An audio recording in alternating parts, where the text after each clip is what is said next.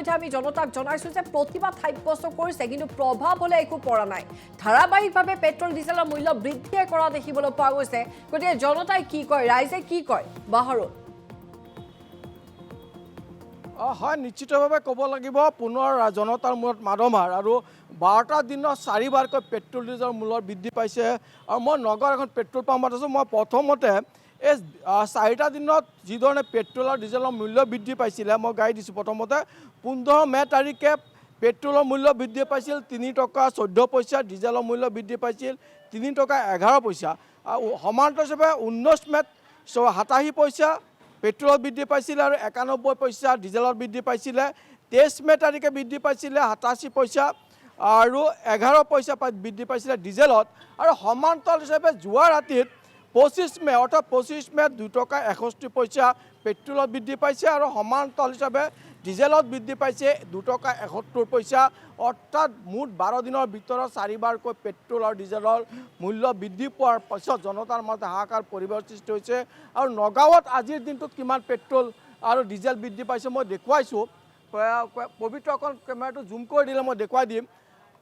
98.69 অৰ্থাৎ 98.69 পইচা ডিজেলত বৃদ্ধি পাইছে সমান্তৰাল হিচাপে পেট্ৰলত বৃদ্ধি পাইছে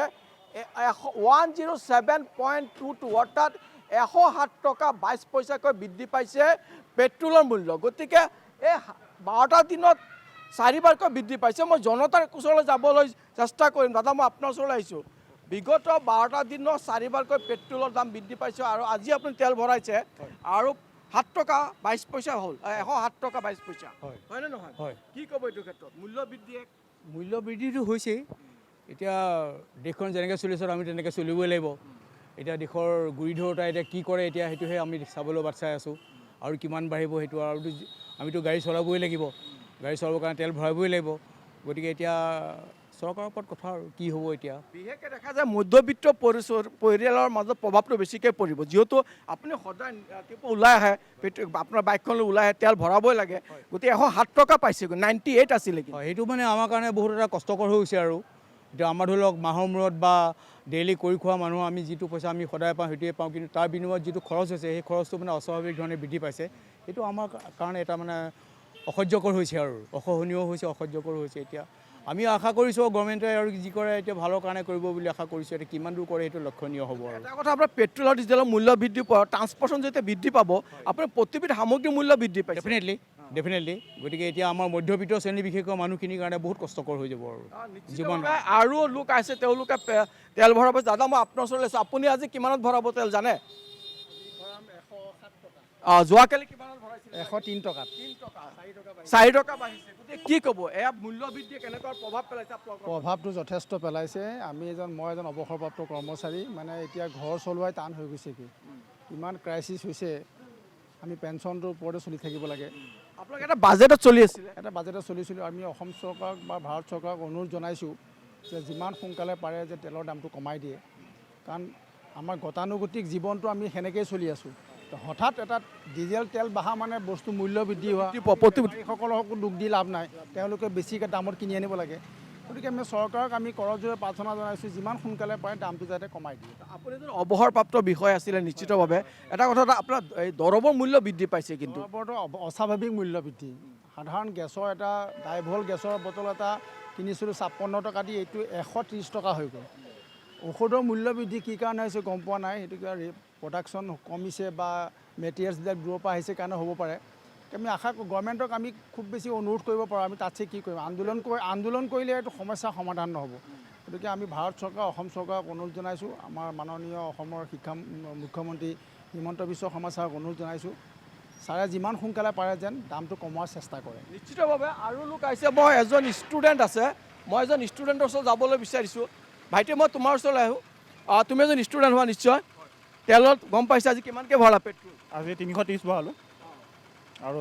107 যোৱা ৰাতিও বৃদ্ধি পাইছে হয় প্ৰভাৱটো কেনেকুৱা তোমাৰ ষ্টুডেণ্ট বহুত বেছি এতিয়া 7 টকা বঢ়া মানে আপোনাৰ বহুত হৈ যায় আৰু আমাৰ দিগদাৰ ইয়ং জেনেৰেশ্যন আমাৰ এতিয়াতো আৰু সেইটোৱে কমাব লাগে আৰু এতিয়াতো ইমান বাঢ়িছে এতিয়াতো আমি এতিয়া দিগদাৰ হয় আমি ষ্টুডেণ্ট মানুহ হয় ন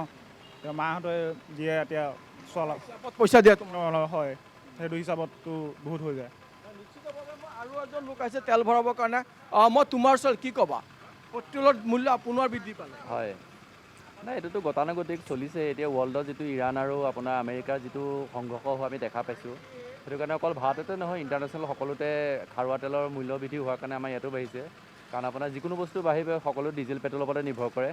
উপায় নাই চলিবতো লাগিবই তেনেকৈ চলি আছোঁ আৰু এতিয়াও প্ৰভাৱটোতো পৰিছে প্ৰভাৱটো পৰিছে হয় প্ৰভাৱটো পৰিছে এইটো প্ৰতিটো সামগ্ৰী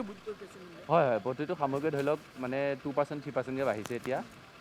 কিন্তু উপায় নাই চলিব লাগিব দেশৰ লগতো আমি সকলো থাকিবই লাগিব মিলিজুলি চৰকাৰখন ফেইলৰ নেকি মূল্য বৃদ্ধি ৰোধ কৰাত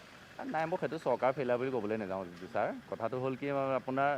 চৰকাৰ যিয়ে নহওক তেওঁলোকৰ এইটো কিবা এটা পলিচি মতেদি হয় বস্তুটো চৰকাৰে নিজৰ ইচ্ছামতে আজি 10 টকা বঢ়াই দিম তেনেকৈতো ক'ব নোৱাৰে সেইকাৰণে কথাটো হ'ল কি চৰকাৰ কিবা নিজৰ নিজৰ পলিচি থাকে যে এইটো ফালেদি গ'লে আমি আমাৰতো জনতাৰ মূৰত পৰিছে জনতাৰ মূৰতো অলপ পৰিবই লাগিব কাৰণ আমি অকণ সহিবই লাগিব একো নাই উপায় নাই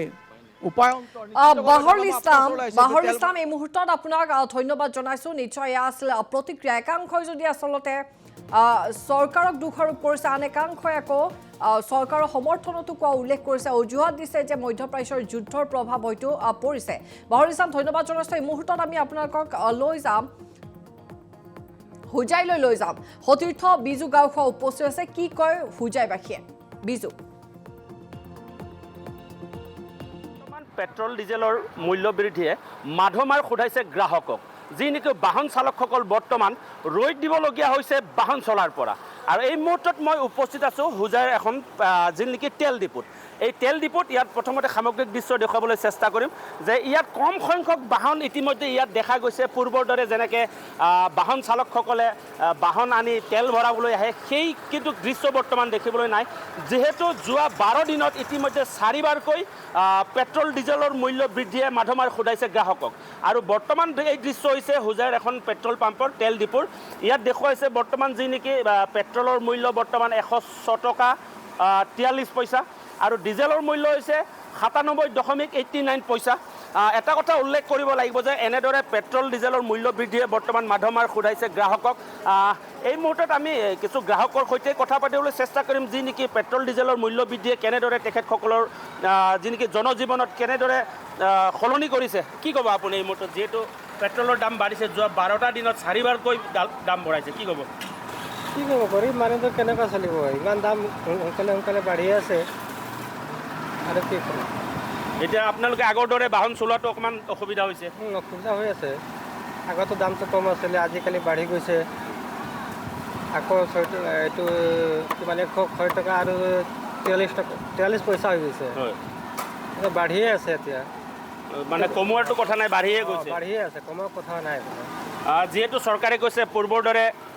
দাম নাবাঢ়ে নতুন চৰকাৰ আহিছে কিন্তু নতুন চৰকাৰ অহাৰ পিছতো 12 দিনত 4বাৰকৈ বাঢ়িছে আকৌ বাঢ়িয়ে আছে কমাটো কোনো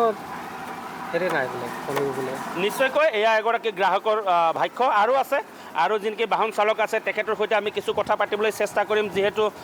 পূৰ্বৰ দৰে দেখিবলৈ পোৱা হোৱা নাই বাহন চালকসকলক কিছু খেৰেঙা দেখা গৈছে দাদা কি ক'ব এতিয়া যিহেতু পেট্ৰল ডিজেলৰ মূল্য বৃদ্ধিয়ে আপোনালোকক বহুতো ব্যতিব্যস্ত কৰি তুলিছে কুঙা কৰি পেলালে ৰাইজে মানে অসুবিধা পাইছে ময়ো অসুবিধা পাইছোঁ তেলৰ যি দাম আৰু চলিব পৰা গাড়ী চলাব পৰা হ'ব নে নহ'ব তাকে চিন্তা কৰি আছোঁ মানে ধৰক পেট্ৰল ডিজেলৰ আমদানিৰ ক্ষেত্ৰত কিছু অসুবিধা দিছে নেকি যিহেতু দেখা গৈছে কেইবাটাও পেট্ৰল ডিপু বন্ধ হৈ আছে কিন্তু ইয়াতে দেখা গৈছে যে খোলা আছে সেইকাৰণে মই নিব পৰা হৈছোঁ তেলটো নিশ্চয়কৈ এয়া আন এগৰাকী গ্ৰাহকৰ ভাষ্য এনেদৰে আৰু বহু যিহেতু পেট্ৰল ডিজেলৰ মূল্য যোৱা 12টা দিনত 4বাৰকৈ দাম বৃদ্ধি হৈছে ফলত গ্ৰাহকসকলৰ কিছু অসুবিধাৰ সৃষ্টি হৈছে আৰু এগৰাকী গ্ৰাহক আছে কি ক'ব দাদা বেছি হৈছে আৰু প্লিজ কম কৰিবৰ কাৰণে ৰিকুৱেষ্ট কৰিছোঁ কম কৰিব লাগে যিহেতু আৰু দেখা গৈছে বহুতো পেট্ৰল পাম্প বন্ধ হৈ আছে ইতিমধ্যে কি মানে মানুহৰ কষ্ট হ'ব আৰু ছাপ্লাইৰ ক্ষেত্ৰত কিছু অসুবিধা হৈছে নেকি হয় তাত পোৱা নাই পেট্ৰল পোৱা নাই সিফালে পেট্ৰল বন্ধ আছে মানে সেইবাবে মূল্য বৃদ্ধিৰ কিছু তাৰ কাৰণে বহুত মানুহ বাহিৰত পুৰা নিশ্চয়কৈ আৰু আন এগৰাকী গ্ৰাহকৰ ভাষ্য এটা কথা উল্লেখ কৰিব লাগিব যিহেতু হোজাইত যি নেকি কেইবাটাও পেট্ৰল ডিপু আছে তেল ডিপু আছে কিন্তু কেইবাটাও পেট্ৰল ডিপু ইতিমধ্যে তেল ডিপু বন্ধ হৈ আছে যাৰ ফলত এনেদৰে যি নেকি পেট্ৰল ডিজেলৰ